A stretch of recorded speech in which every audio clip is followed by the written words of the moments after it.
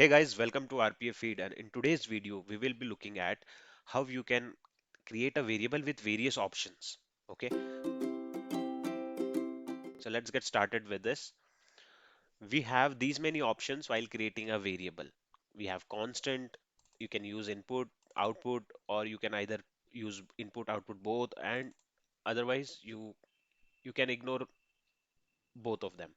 So we will see this in action with the help of an example. So whenever you create a variable by clicking this, you get an option here, use as input, use as output, or constant, or you straight away create a variable without ticking these options, and that is perfectly fine. We will see that.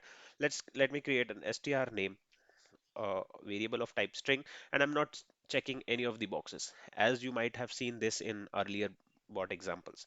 So what this will do, this will create a variable with str name which is confined to this particular bot. So when we create this variable, we cannot pass this variable to a child bot or to any other bot, right? This variable is within this scope of this bot. So whatever you assign, whatever values you assign or play around with the values, you can do within the scope of this particular bot file. And then we will look for another variable, another type of variable. Let's say I want to create one constant variable. So generally constant variables are read-only variables, meaning once you assign a value to a constant variable, it cannot be modified. So let's say uh, I'm going to assign, I'm going to create a variable pi with constant. Let's say assigning a value of 3.14. So constant variables are read-only, and that values cannot be overridden or edited. Okay. So once I have created this number variable, and let me create one number variable of normal type without constant, uh, a digit, let's say. So we have two variables, one is pi, which is constant, and one is number. So now if you try to override or change the value of pi, I'm not talking about the default value, I'm talking about the value in the bot. So if you do any operations with a number package, let's say assignment or increment, you cannot do that with pi. Let's say we want to assign a value 5.14 to pi variable. But you can see here we will not get the pi variable because it's a read-only variable. Instead, we got this number uh, variable, right?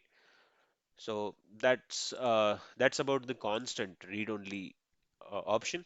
Now let's look at input and output options. So let me create one more variable of type string.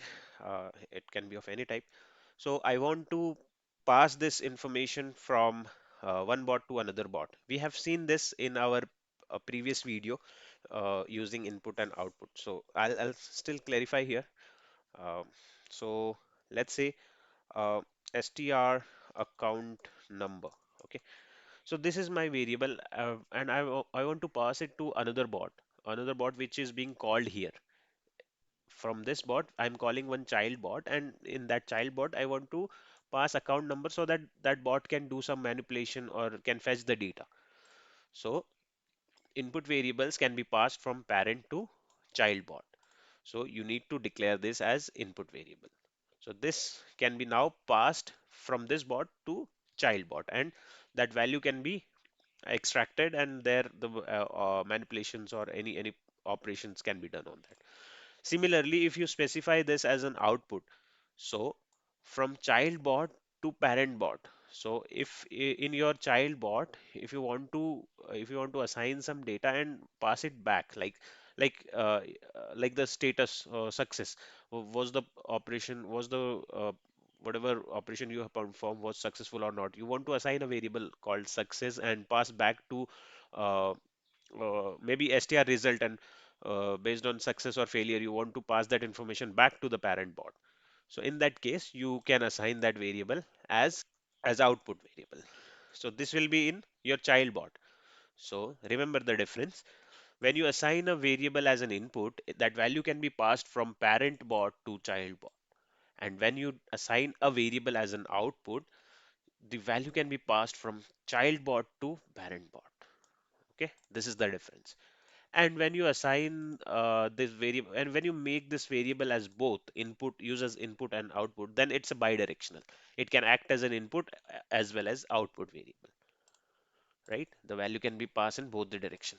And when you do not check these options, uh, it's similar as we did it in the first place, like str name, we created it. Then this variable is local variable, and this is scope is the scope is limited to the current bot file.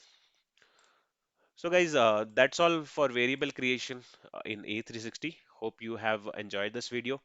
Please do share our video and subscribe to our channel. Thanks for watching.